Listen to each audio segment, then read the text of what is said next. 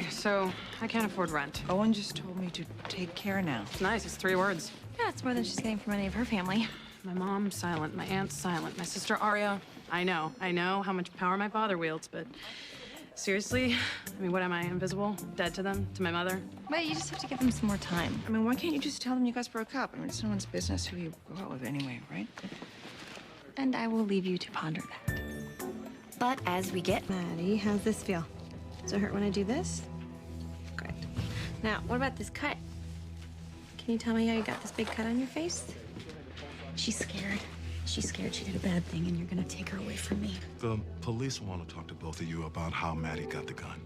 And we called social services, and they'll be here soon. And they'll give you all the support that you need to come back from this. And nobody is gonna take you away from your mom, okay, Maddie? You hear me? It hit her in the face.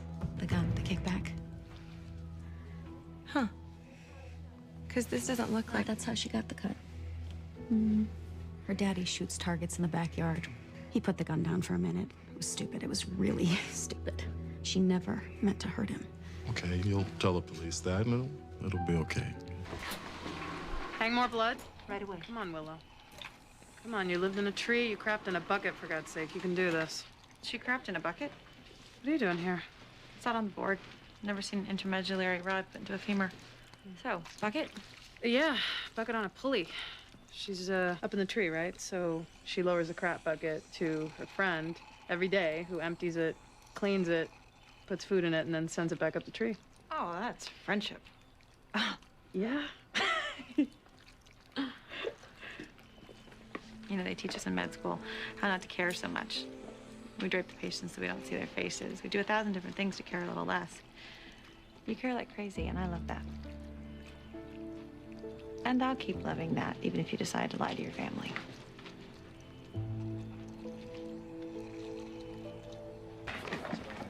What went wrong last night?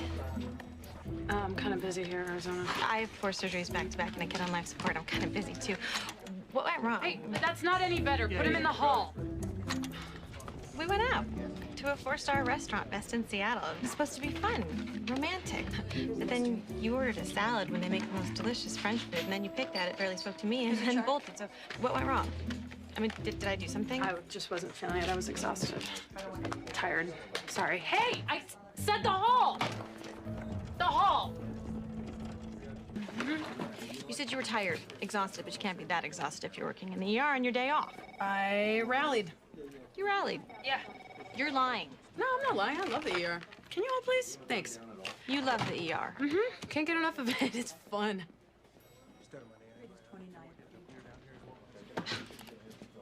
No, no, no. We are closed to trauma because we have trauma coming out of our butts. Oh, well, you have a nice day, too. Oh, So the ER is fun, but I'm not? Arizona. But you can get enough of me? I mean, is that what you're saying? I mean, do you want to just end this? Because there are women that are lining up for me. I'm hot. And if you want out, then you should just have the guts to say so. I can take it. And maybe this was just a fling that's run its course, okay? Maybe it's over. Maybe it is.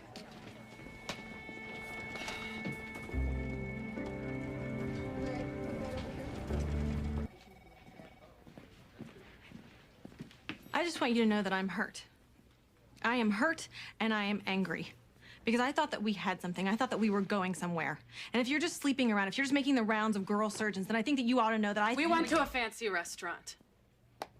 What? We went to a fancy restaurant, the nicest restaurant in Seattle. The salad that I ordered, the salad cost $26.95. The wine that you ordered cost $125 a bottle. I didn't even look at the entrees because I knew I wasn't going to be able to order one because I was already out $75 and I don't even like salad. Oh. And then the bill came and you... I paid. Do you know what I was doing before they brought over the check? I was counting in my head, trying to figure out how I was gonna buy food for the rest of the week if my half was $75 because I don't have $75 because my father disowned me and has cleared out my bank account. I am broke and I am exhausted, Arizona. I'm working in the ER because I need the money. 6 people died on my watch today, and I am fried. I wanted to stay in the last night. I thought that last night would be the night for us. You know, our night. She wanted to go to a fancy restaurant, and I can't do that. I can't. It's okay. It's okay. Hey, so we stay in and we'll eat sandwiches. You don't even like sandwiches. But I like the girl who has the sandwiches. Okay? Okay. No, you know what? I don't like sandwiches either. I like pizza. I like pizza too.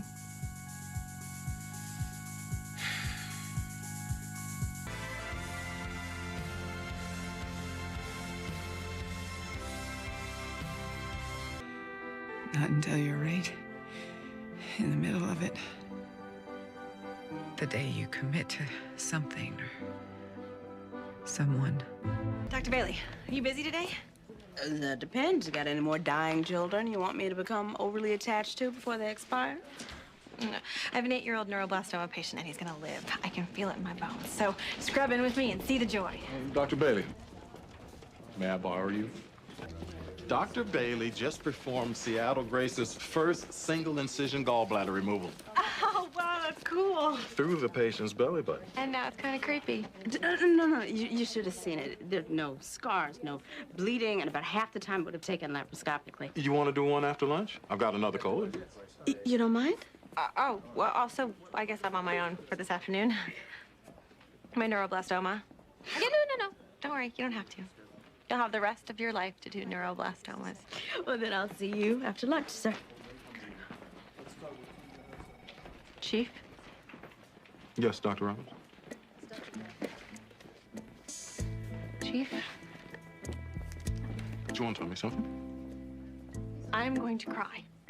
And I just want you to know that it's going to happen. And I just want you to ignore it. And I'm not crying because I'm upset. It's just what happens when I get mad at people of authority. You're mad at me? I am mad at you. And I'm crying because you're the boss, my boss.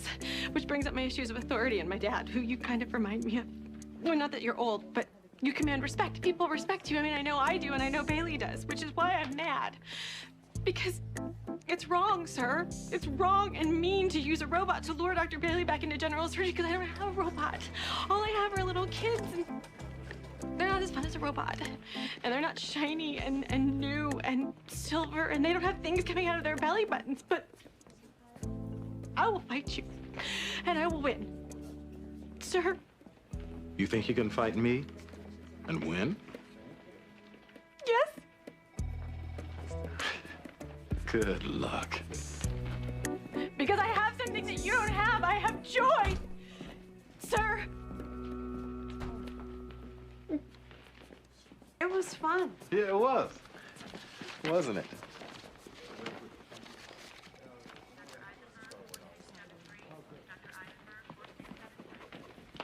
Sounds like you guys had a good day. Oh, how did the neuroblastoma kid do? Oh, he was awesome. The surgery was totally easy and he's gonna make a full recovery. That's kind of why I wanted you there. Because the kids you can save almost make up for the ones you can't. Anyways, I'm gonna go monitor him post-op. And then I'm gonna tell his family the good news. You should stop by. Come see the joy. Okay.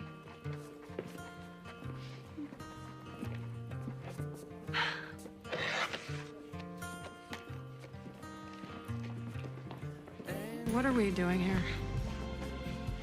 We came to see that. What? The joy.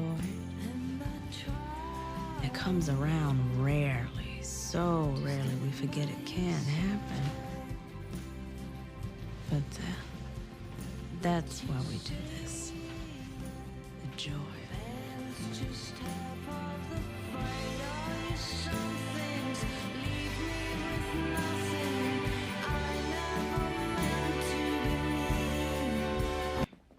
Did you tell her? You should tell her.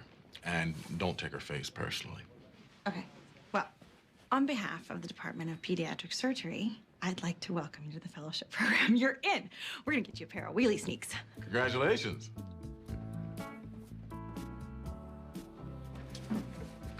All right.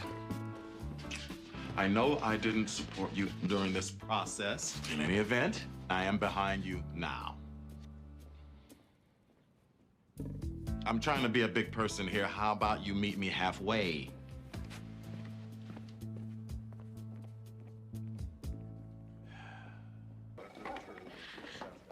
Maybe we're bouncier in peds than general surgery, but I thought that there would be a yay or some jumping around. Because you look pretty dour for someone who's about to start a highly prized fellowship. You are about to start a highly prized fellowship, right? Hey, I've got a plan to stop George. You in? Stop George from what? He joined the Army. Yes, I'm in. No, Bailey, I'm talking to you. Why are you trying to stop him? Because he joined the Army. And? And because he's my ex-husband.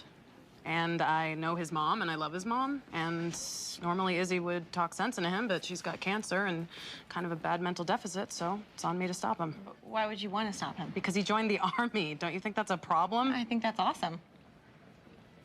Awesome?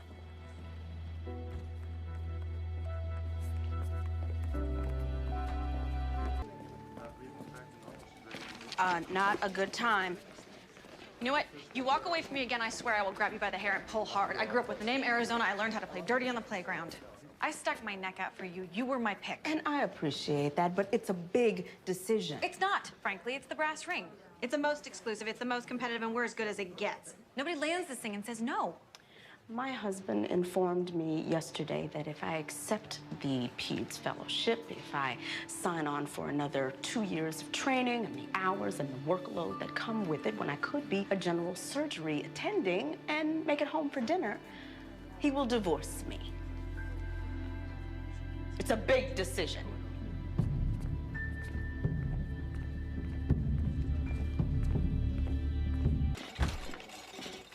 Hey, I thought you were in surgery. No way. Have you talked to Bailey about this P's and Tucker thing? No, talk to Bailey about the Army thing and George. Are you upset with me? No, I'm awesome. Calliope. No, do not calliope me, okay? You said it was awesome. George, sweet, kind George, who can't even kill a fly, is joining the Army to go to Iraq in the middle of a war, and you said awesome. It is. Awesome. No, it is not awesome. God, who are you?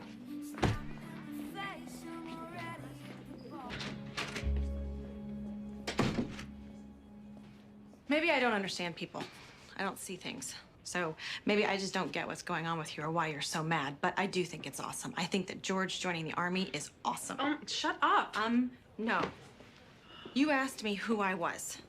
I am a person who thinks that what George is doing is dangerous and terrifying and brave. He's going to serve his country. He's going to risk his life to save the men and women who make it possible for you and I to sleep safely in our beds. I'm a person who thinks that that is brave. And I am a person who stood in an airplane hangar and watched them unload my brother's body in a coffin. And all we got was a flag. My brother died over there because there weren't enough doctors, Callie. So for my money, George O'Malley is a patriot. He's a hero, and I am grateful that he exists. So yeah, the word I use is awesome. That's who I am.